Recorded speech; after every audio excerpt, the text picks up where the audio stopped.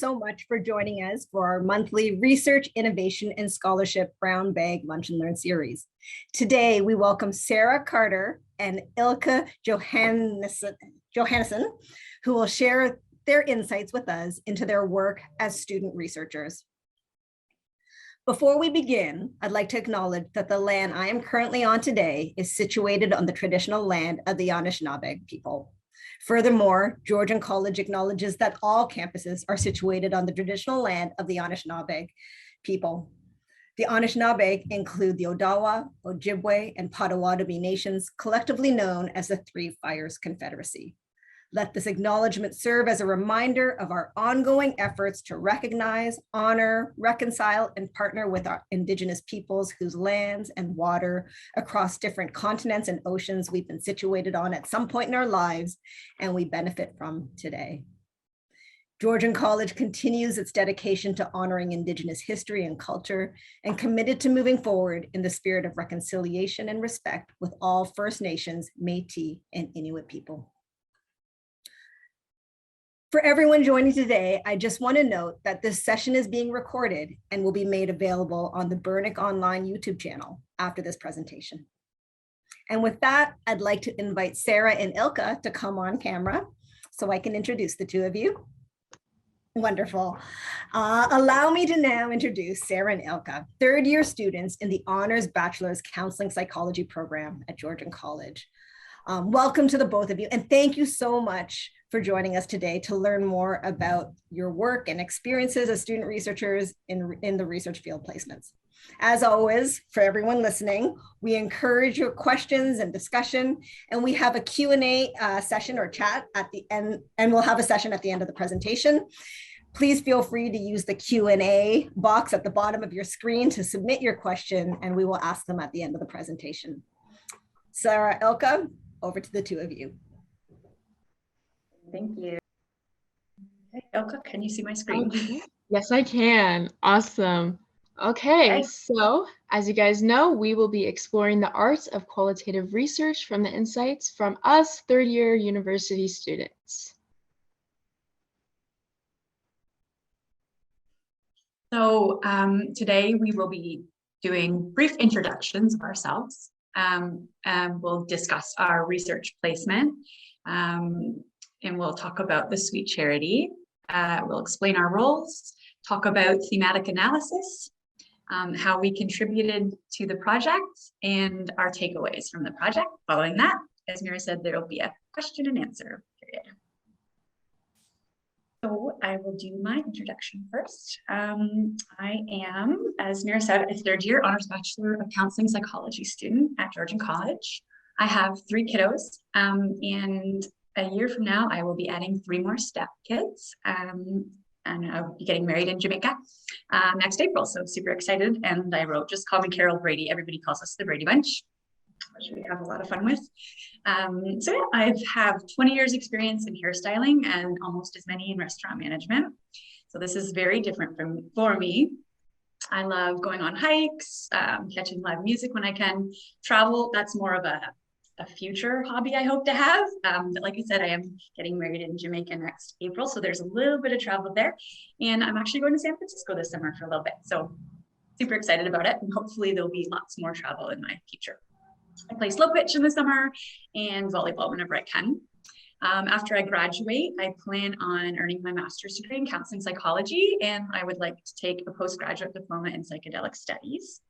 My career goal is to become a licensed psychedelic assisted therapist. And I have always been passionate about helping others. So my academic pursuits as well as my research reflect my dedication to making a positive impact in the mental health field.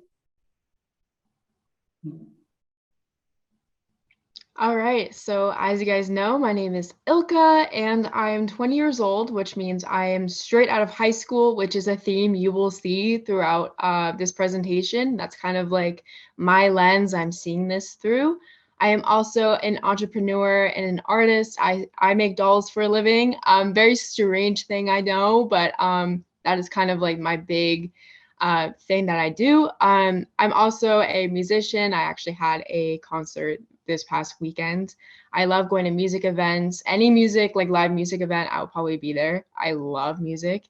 My future plans, I want to go back to school for either teaching or business and marketing. I'm not quite sure yet, but I am like an entrepreneur at heart, and going back to school for that would be really exciting. So yeah, that's a little bit about me.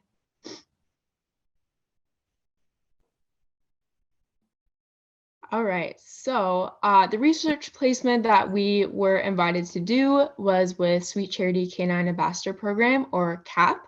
And our placement was a collaborative research project that basically had Georgian College students, as well as the Simcoe County School District Board, as well as like the students and staff members were all involved.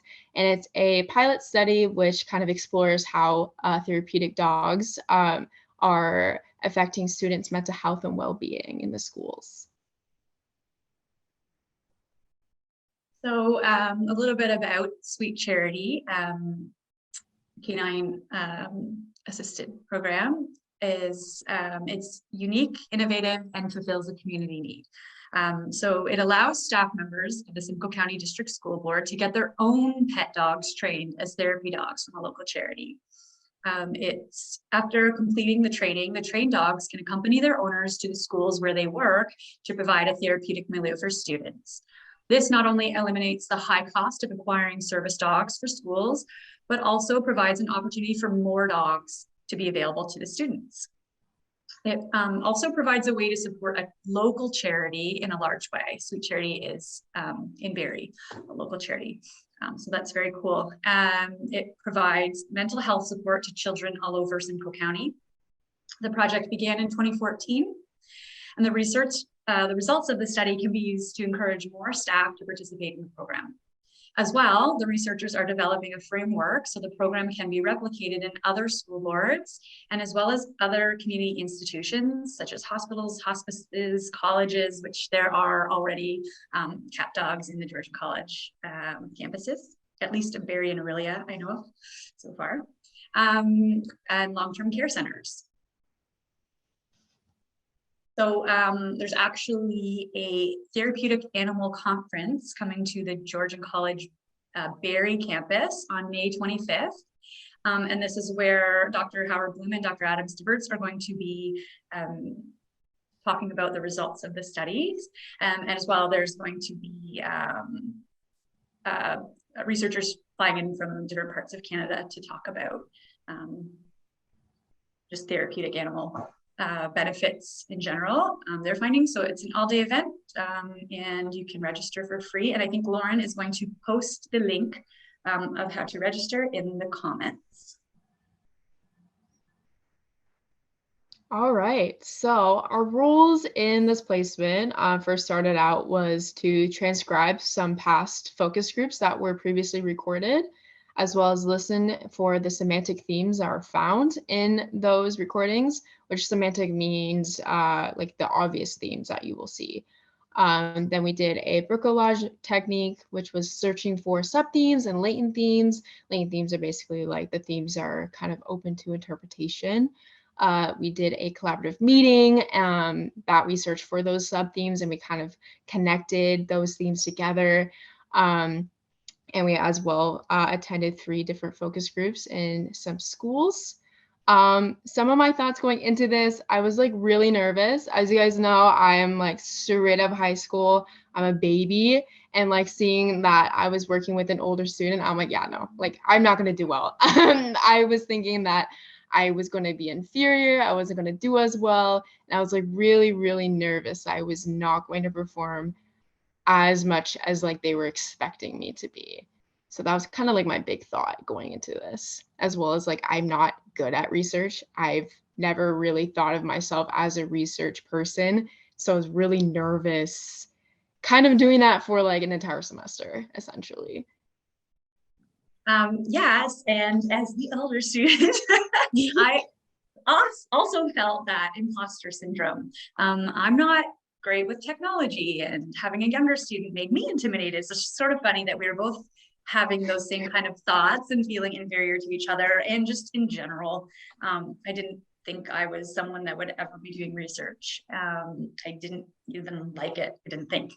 But that's because we just finished stats and we only knew about quantitative research at that time, and it was intimidating. And yeah, I mean, when I first got this placement, I was disappointed and I cried.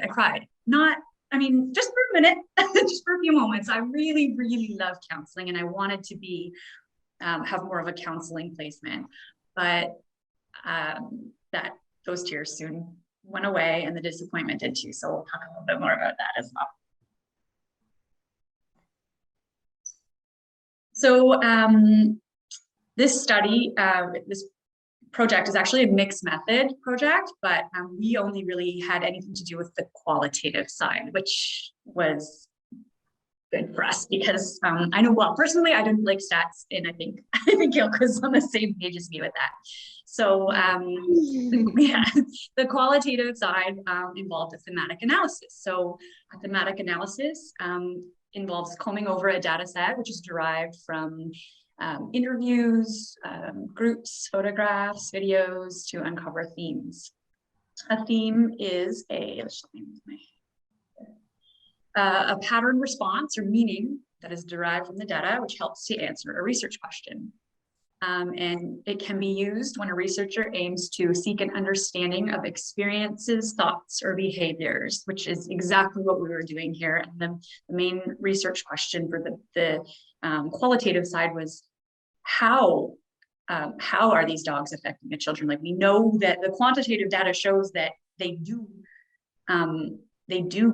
cause children to be better off mentally, but what is it about it was what they were seeking. So it was very cool to be able to kind of learn about that. And we'll talk about the success framework. So this is a loose steps of framework that are used to do thematic analysis. Essentially, you start off with familiar yourself with the data, reading it, looking at it, analyzing it. You generate initial codes, which we will soon look at later. Search for themes, review those themes, name and define those themes, and search for those sub-themes, and then you produce that report. All right, so the first thing that we kind of started doing was the transcriptions, and we each was assigned a previously recorded focus group, and we got like a 45-minute recording, as well as like a really loosely transcribed kind of document that was kind of auto-generated by a website. Our process was to listen to that audio and generate those semantic themes, as well as fixing up that transcriptions. Unfortunately, our technology is not good enough to create perfect transcriptions yet. And there were like 10 to 20 minutes missing, and it was really fun spending hours going back and forth. It was pretty scary at first because we thought we might have missed some themes, or we wouldn't get everything all at once, but we soon found out that we were all on the same page when we were doing these. It was a very long and tedious process. Many times that transcription was wrong and we had to go back and back and back, and sometimes we couldn't hear everything, so we had to go back to our professors and ask them, hey, you were there, what did you hear?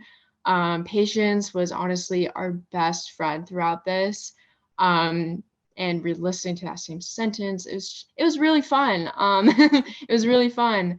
But if there's other students watching right now, just know, if you are doing something like this, please write down every single hour you're spending. Don't be like me and not write every hour you're doing, because I definitely spent 20 hours doing transcriptions and I did not get the credit for that. So please do learn from my mistake. Awesome. Oh yeah, so you can talk about your bricolage process. All right, so this is my process for thematic analysis. So as you can see here, I took quotes from my transcriptions and I highlighted the parts that I'm like, all right, there's a theme there. And I added some keywords in there, as well as some like key kind of components I wanted to add into the code. And then I created these codes. And within all these codes, I kind of put them all together and saw the main themes. or the semantic themes. And as you can see here, over to themes, that they're all in these like categories and stuff. Like I'm someone who's like very organized with my thoughts, so I threw them all in there. And over here, we have like our sub themes and latent themes. I added some of the demographics I saw were affected more than others, and like some that were negatively affected, and some of like my big takeaways. This was not needed during our thematic analysis, but I added that anyway, just in case someone needed it. But basically it was highlighting those key quotes, developing those keywords and ideas, and those codes were organized into those themes that we saw. Awesome. So I was excited when our supervisors said you can physically use scissors and cut out examples of people's quotes that represent the themes that we found. So and then glue them on. So this was like, oh, perfect. I know how to cut and paste. I don't know how to do computery stuff. Well, I mean, I do, but it's intimidating still. I'm getting there. I've grown leaps and bounds. But when I actually got to physically cut and paste and make sort of a mess, I was happy.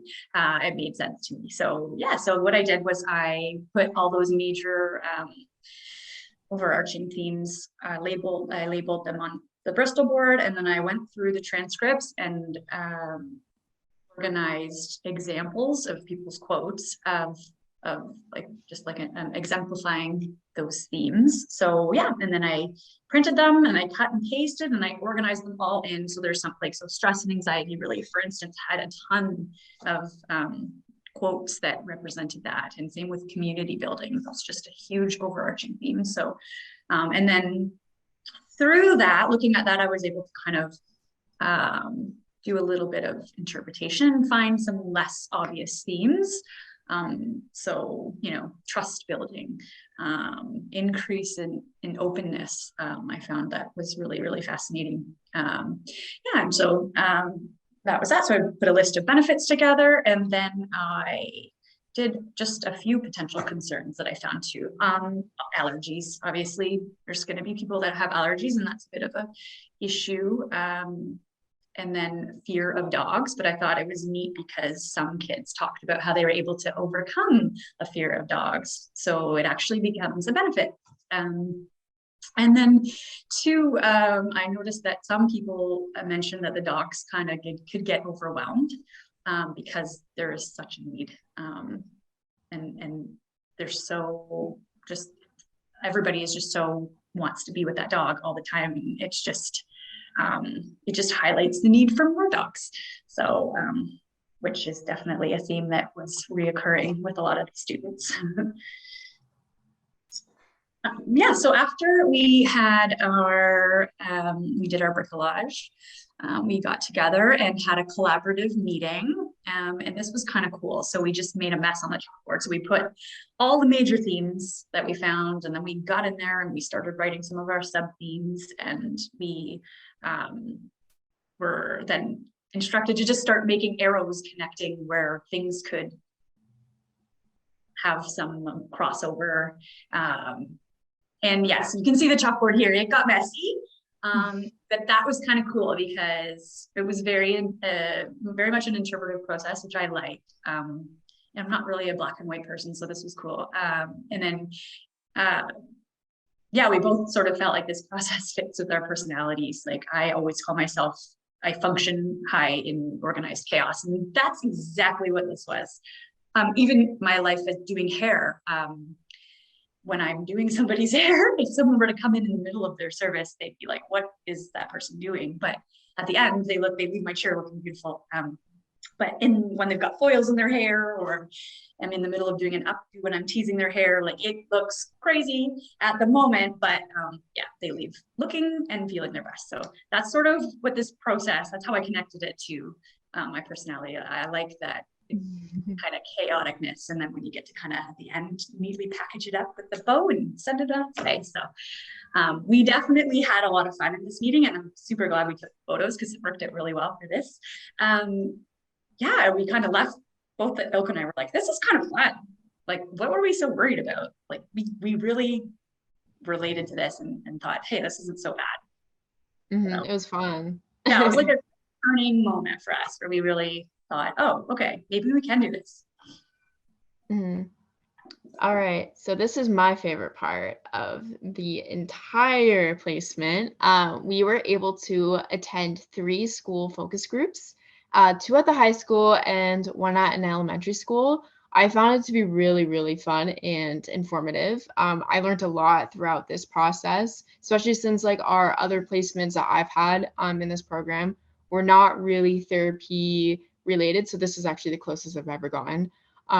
I found that all the focus groups kind of confirmed our findings we found in the transcriptions that we were doing.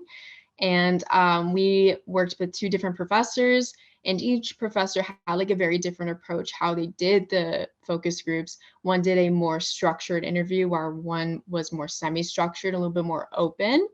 And it was really interesting to see how like each person kind of reacted to that and kind of what space that was needed for the different approaches. And we even got to meet some of the dogs, which was really fun. And I would say like the big takeaway going back from this focus groups are that like the dogs are good. They're good and they do only good. So yeah. Bottom line, dogs equal good. So upon reflecting about the experience, I can't help but just notice that I have gained so much self-efficacy and confidence in myself as a student researcher, but in like as a learner in general. I was so intimidated, and every time I'd start a new semester, I can't do this. I'd look at the syllabus and be like, no, there's no way I'm going to pass. There's no way I'm going to do this. And I always do. But now, and it was the same with this, there was no way that I'm going to do well at this. And now we've been invited to discuss our experiences. So, I mean, I know that I'm capable. There's nothing really that I can't do as long as I bring in that same determination and hard work attitude that I have. I can make it happen. So that was pretty amazing.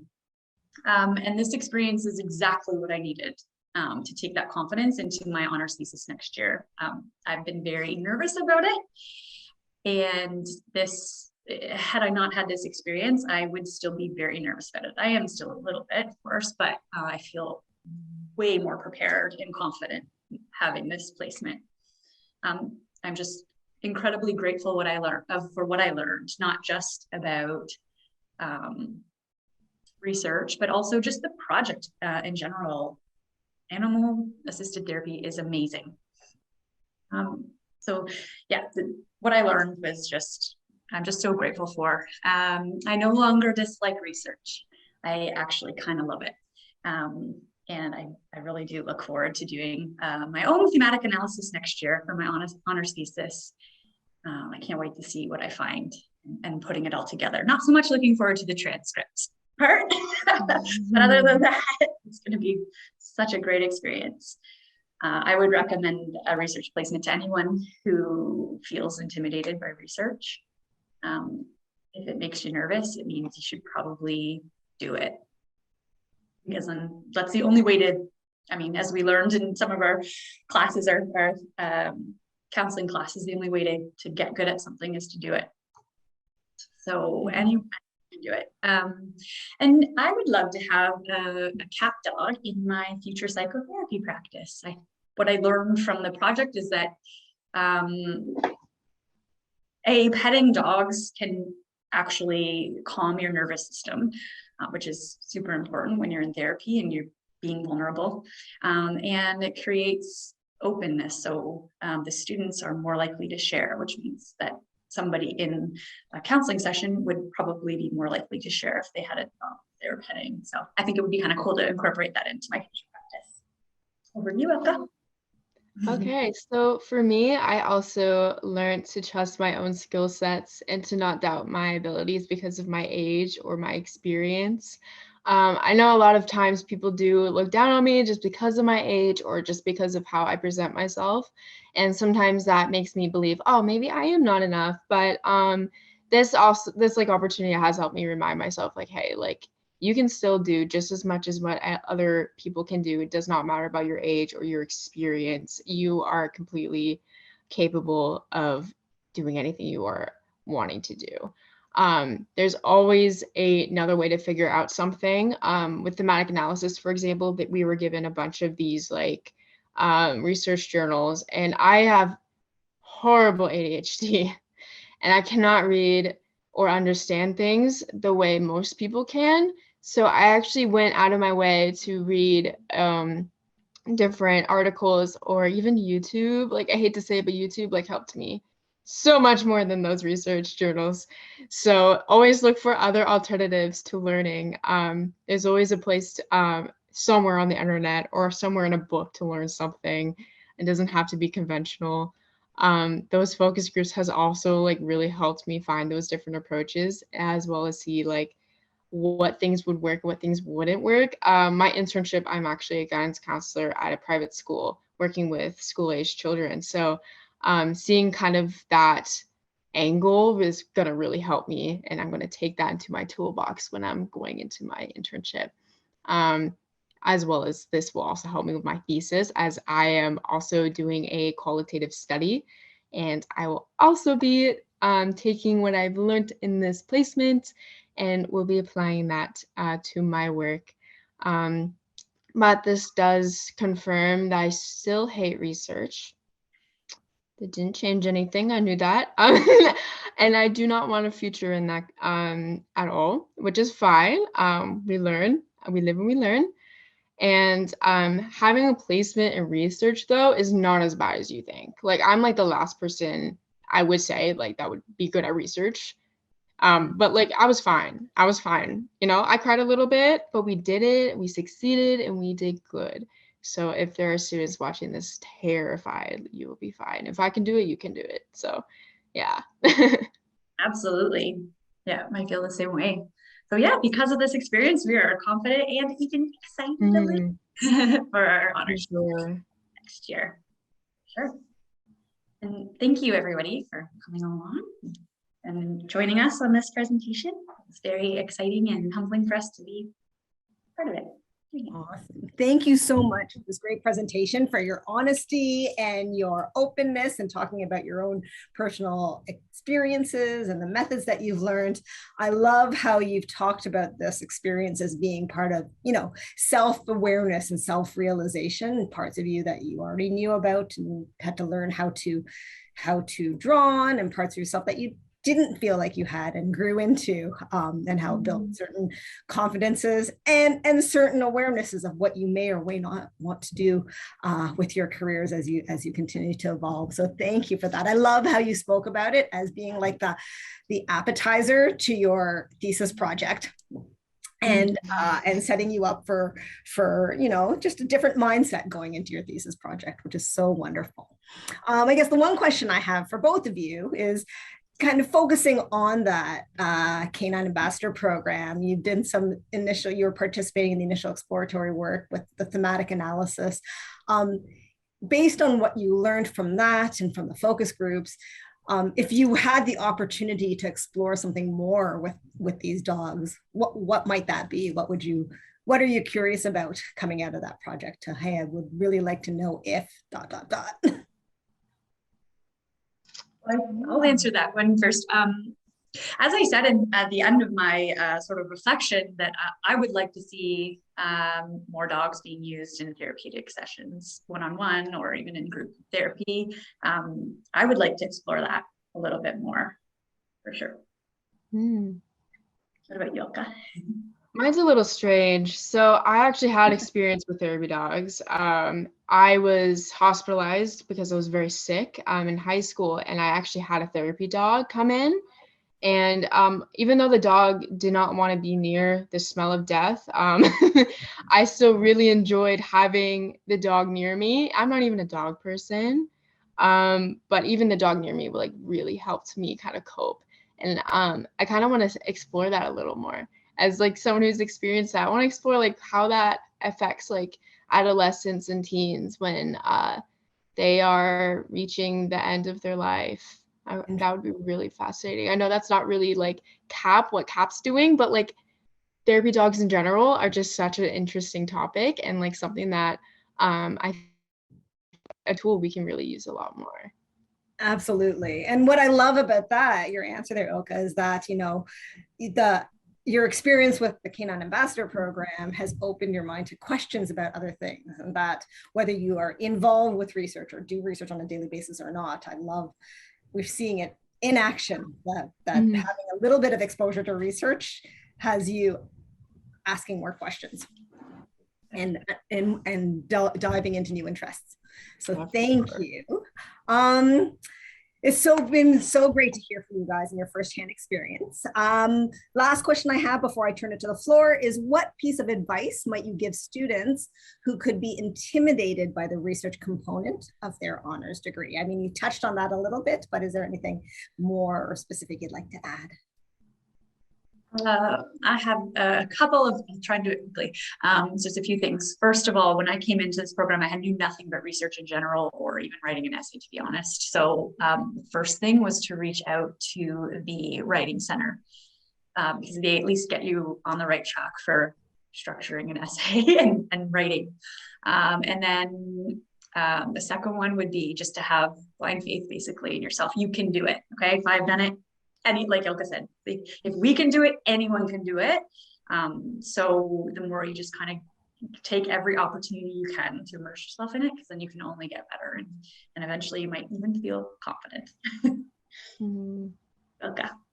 I think like I mentioned this briefly, but search for other resources from what people give you when you're doing research, as well as you don't have to be good at it or like it. Just do what you got to do what you need to do, and learn from it. Like the biggest thing about this is learn from it. Like, it's okay if you look at this, you're like, yeah, like I'm not going to do that well. That's okay. Just learn from it. Like, that's why you're here. Learn, soak it in, learn a little bit, learn a little bit about yourself, learn a little bit about the project. It's okay to not like something. I love that. Just having that learning mindset, open mindset to be open to learning. Thank you for sharing. Thank you so much. So we'll now open the floor up to questions from our audience. And Lauren, would you like to share the first question? That'd be great. Thank you so much. So we have a couple of questions ready from the audience. The first one was, were there any challenges that you faced during this placement that you wanted to share? Yeah, I'll start this. Definitely the transcriptions. I really struggle with patience sometimes, and going through that very tedious work of fixing up those transcriptions over and over and over again was just like, it was God testing me, I swear. And I was like, I have to keep doing this. But that, I think, was like a very, very large character development task for me. So I'm glad I did it.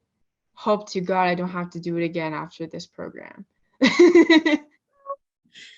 For me, I think it was just the initial, when we first got the placement, and then they started sending, before the semester even started, they sent us like 6 research articles to read. And I thought, oh no, because I like to try and get ahead a little bit in my reading for my courses. So I was just thinking, how am I going to get all this read?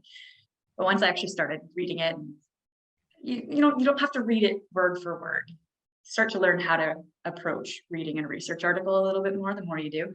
And believe me, we do a lot in this program. So once I was able to just sort of relax and just look at things in like one little piece at a time rather than just the whole thing, I was able to be more comfortable with it.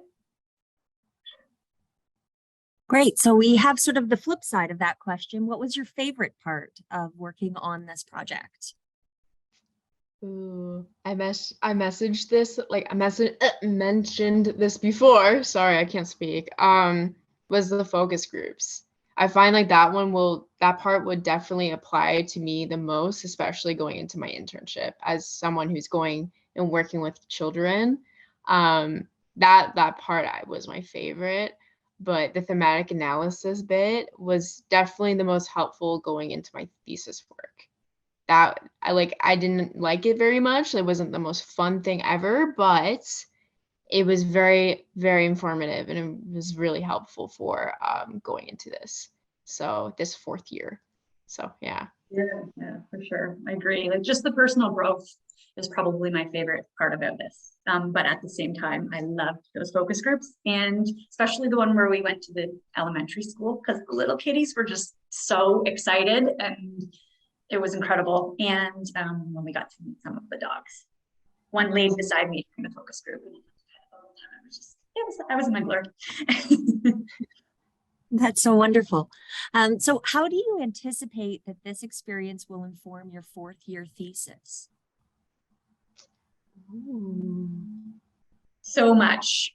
I'm doing semi-structured interviews for mine. So I will be going through that 6-step framework, which I knew nothing about. We do have classes that teach us a little bit about it, but I honestly feel like we have a bit of a leg up on some of our peers, because we actually got to experience it. Even just for that little 40-hour chunk, it's setting us up for success big time.